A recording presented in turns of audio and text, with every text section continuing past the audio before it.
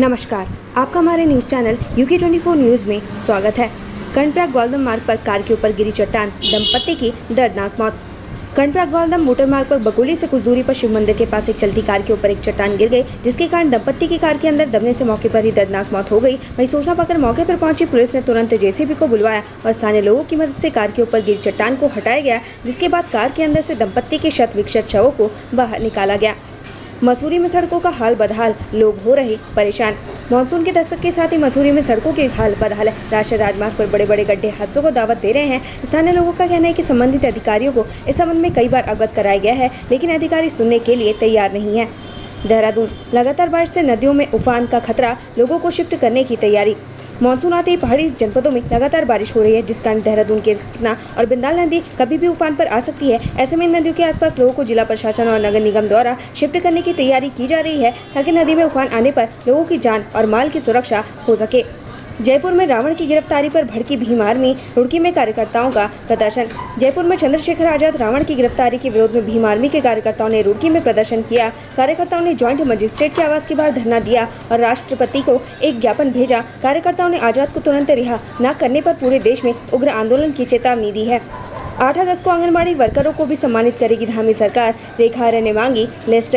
धामी सरकार तीलू रौतेली पुरस्कार के साथ ही आंगनबाड़ी कार्यकर्त्री पुरस्कार से भी प्रदेश सरकार शुरू करने जा रही है। कैबिनेट मंत्री रेखा आर्य ने बताया कि सभी जिलों से आंगनबाड़ी वर्करों की लिस्ट मांगी गई है। 8 अगस्त को दिए जाने वाले तीलू रौतेली पुरस्कार के साथ आंगनबाड़ी वर्करों को भी सम्मानित किया जाएगा।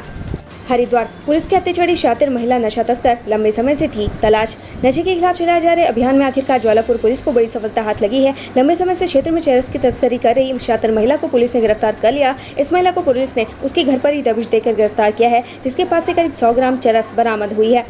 हरिद्वार, शादी से इनकार करने पर युवक ने प्रेमिका को चाकू से गोदा, हालत गंभीर। हरिद्वार में प्रेमिका के परिजनों ने शादी से क्या इनकार किया कि सरफराज आशिक ने युवती पर चाकू से हमला कर दिया। वहीं बीच बचाव करने आई युवती की मां पर भी आरोपी ने चाकू से वार कर दिया। घटना को अंजाम देकर आरोपी मौके से फरार हो गया। युवती को गंभीर हालत में अस्पताल में भर्ती कराया गया। वहीं पुलिस सूत्रों की माने तो आरोपी युवक पुलिस की गिरफ्त में है और उससे पूछताछ की जा रही है।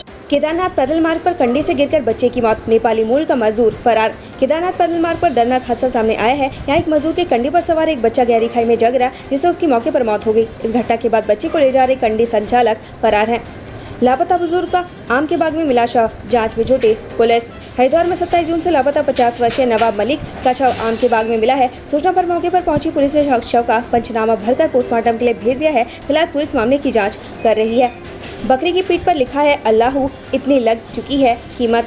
रुड़की के मंगलोर में एक बकरा चर्चा का विषय बना हुआ है। बताया जा रहा है कि बकरे पर पैदाइशी अल्लाहू लिखा है। बकरीद पर बकरे की खरीद के लिए अब तक 7 लाख रुपए लग चुके हैं, लेकिन बकरे के मालिक ने कीमत 10 लाख रुपए लगाई है।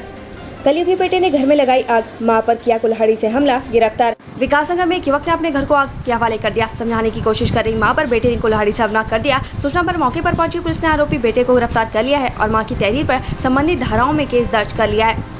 पुलिस और आर्मी जवानों के बीच हाथापाई का मामला, सैन्य कर्मियों समेत कई युवकों के खिलाफ केस दर्ज। रुड़की में पुलिस और आर्मी के जवानों के बीच हुई हाथापाई का मामला तूल पकड़ने लगा है। मामले में पुलिस ने सेना के जवानों और अन्य लोगों के खिलाफ मारपीट और जान से मारने की धमकी देने समेत अन्य धाराओं में केस दर्ज किया है। स्वास्थ्य कर्मियों का आरोप, स्वास्थ्य मंत्री सदन से सड़क तक बोल रहे झूठ, जाने पूरा मामला।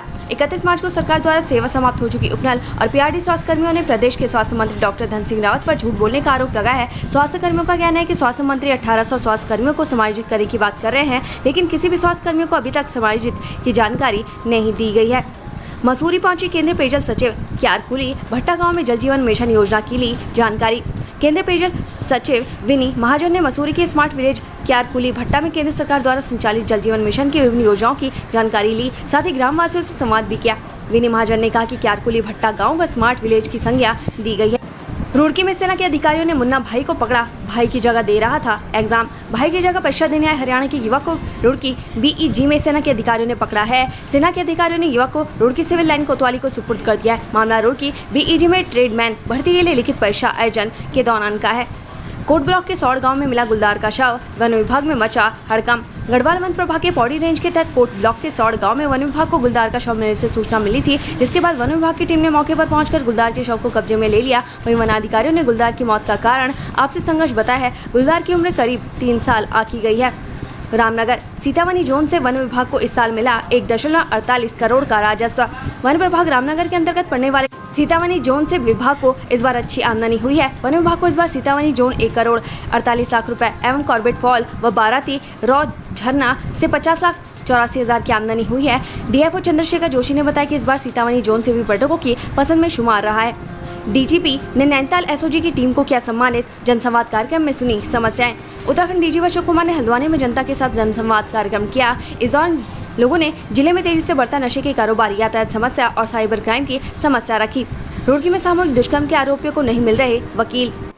रुड़की में हुई सामूहिक दुष्कर्म के आरोपी को अब तलाशने से भी वकील नहीं मिल रहे हैं। हालात यह है कि दुष्कर्मियों का केस सुनने के बाद वकील केस लड़ने को मना कर रहे हैं। रुड़की में महिला और 6 साल की बच्ची से हुई दुष्कर्म के मामले में आरोपी को अब कोर्ट ने अपना पक्ष रखने के लिए वकील नहीं मिल रहे।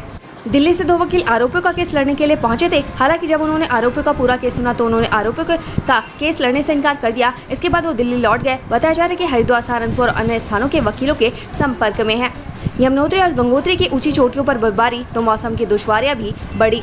उत्तराखंड के पर्वतीय जिलों में लगातार हो रही बारिश के चलते ऊंची चोटियों पर बर्फबारी शुरू हो गई है। यमुनोत्री और गंगोत्री की ऊंची चोटियों पर शुक्रवार रात से हिमपात जारी है। पहाड़ों पर कई जगहों पर बादल छाए हुए हैं, वहीं कई इलाकों में बारिश भी हो रही है। इसके चलते ऊंचे इलाकों में ठंड और बढ़ गई है। उत्तराखंड से संबंधित ऐसी ही खबरें पाने के लिए हमारे चैनल को लाइक व सब्सक्राइब जरूर करें। धन्यवाद।